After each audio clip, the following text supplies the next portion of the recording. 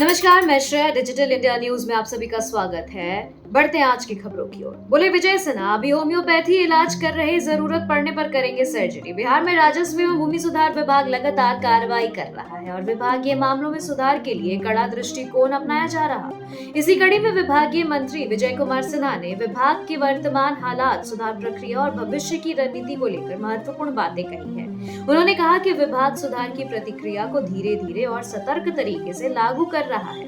उन्होंने इसका उदाहरण देते हुए कहा कि हम होम्योपैथिक इलाज करते हैं और देसी इलाज पर भरोसा रखते हैं, लेकिन जरूरत पड़ने पे एलोपैथिक व्यवस्था और ऑपरेशन भी उपलब्ध है। बिहार कैडर के 316 अफसरों की सिविल लिस्ट जारी। बिहार कैडर के आईएएस अधिकारियों की वरीयता सूची जारी की गई है। सामान्य प्रशासन विभाग ने भारतीय प्रशासनिक सेवा के कुल 316 अधिकारियों की सिविल सूची 2026 जारी किया है। सिविल लिस्ट में सबसे सीनियर अफसर अंशुली आर्या है, जबकि दूसरे नंबर पर संजय कुमार, दोनों केंद्रीय प्रतिनियुक्ति पर हैं। चुनाव के बाद भी नीतीश बढ़ाएंगे तेजस्वी का टेंशन। बिहार की राजनीति में चुनावी नतीजों के बाद एक बार फिर हलचल तेज हो गई है। हाल ही में आए चुनाव परिणामों ने राज्य के सियासी समीकरणों को काफी हद तक बदल दिया है। जहां राष्ट्रीय जनता दल को उम्मीदें की उलट करारी हार का सामना करना पड़ा है, वहीं जनता दल यूनाइटेड ने सभी आकलनों को पीछे छोड़ते हुए उम्मीद से कहीं अधिक सीटें हासिल कर अपनी स्थिति मजबूत कर ली है। ऐसे में अब चुनाव परिणामों के बाद दोनों प्रमुख नेताओं तेजस्वी यादव और मुख्यमंत्री नीतीश कुमार की प्रस्तावित बिहार यात्राएं बेहद अहम मानी जा रही हैं। फिर से बिहार यात्रा पर निकलेंगे मुख्यमंत्री नीतीश कुमार। मुख्यमंत्री नीतीश कुमार एक बार फिर बिहार यात्रा पर निकलने वाले हैं। इसी महीने प्रस्तावित इस यात्रा को लेकर मुख्यमंत्री कार्यालय विस्तृत कार्यक्रम तैयार करने में जुट गए हैं। यात्रा की तिथि और कार्यक्रम की रूपरेखा को अंतिम रूप दिया जा रहा है, जिसकी आधिकारिक घोषणा जल्द की जाएगी। विधानसभा चुनाव में प्रचंड जीत के बाद यह मुख्यमंत्री की पहली राज्यव्यापी यात्रा होगी।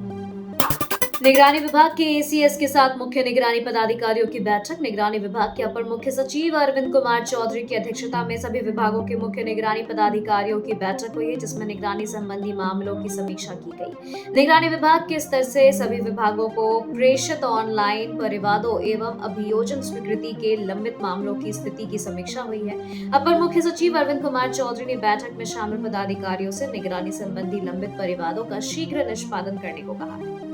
आयुष डॉक्टर नुसरत परवीन ने की नौकरी ज्वाइन। आखिरकार आयुष डॉक्टर नुसरत परवीन ने अपनी ड्यूटी ज्वाइन कर ली है। नियुक्ति पत्र मिलने के बाद से उनकी ज्वाइनिंग को लेकर कई तरह के कयास लगाए जा रहे थे। 31 दिसंबर लास्ट डेट था। उस दिन जब भी उन्होंने नौकरी ज्वाइन नहीं की थी, तब कई तरह की चर्चाएं होने लगी, लेकिन उन्होंने इन कयासों पर चर्चाओं पर विराम लगा दिया है। जेडीयू को बड़ा झटका। गया में प्रदेश सचिव सहित कई कार्यकर्ताओं ने दिया इस्तीफा। नीतीश कुमार की पार्टी जनता दल यूनाइटेड को बड़ा झटका लगा है। गया जी में जेडीयू के प्रदेश सचिव सहित कई पुराने कार्यकर्ताओं ने एक साथ पार्टी से इस्तीफा दे दिया है। पार्टी छोड़ने वाले नेताओं ने कार्यकर्ताओं ने उपेक्षा का आरोप लगाया है। उनका कहना है कि जेडीयू में अब कार्यकर्ताओं को तवज्जो नहीं दी जाती है, हमेशा उन्हें उपेक्षित रखा जाता है। विजय सिन्हा के घर पहुंचे तेज प्रताप। राजद सुप्रीमो लालू प्रसाद यादव के बड़े बेटे और जनशक्ति जनता दल के राष्ट्रीय अध्यक्ष तेज प्रताप यादव बुधवार को डिप्टी सीएम भूमि सुधार एवं राजस्व मंत्री विजय कुमार सिन्हा के आवास पर पहुंच गए। दोनों नेताओं के बीच काफी देर तक बात हुई। तेज प्रताप ने विजय सिन्हा को मकर संक्रांति के अवसर पर आयोजित होने वाले दही चूड़ा भोज में शामिल होने का न्योता दिया। तेज प्रताप ने विजय सिन्हा के साथ फोटो खिंचवाया और सोशल मीडिया पर खुद शेयर कर इसकी जानकारी दी है।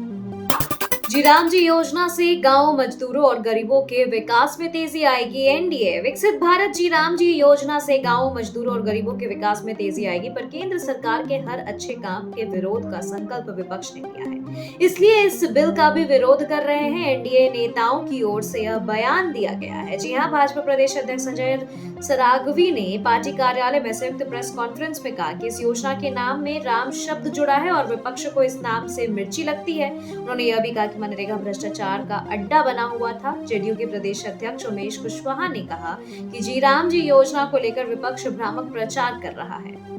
न्यायमूर्ति संगम कुमार साहू पटना हाईकोर्ट के नए सीजे के रूप में ली शपथ। पटना उच्च न्यायालय के मुख्य न्यायाधीश के रूप में न्यायमूर्ति संगम कुमार साहू को पद और गोपनीयता की शपथ राज्यपाल आरिफ मोहम्मद खान ने दिलाई है। पटना के लोक भवन में शपथ समारोह का आयोजन हुआ था। खबरों के सिलसिलों में फिलहाल इतना ही। बने रहे डिजिटल इंडिया न्यूज के साथ। नमस्कार।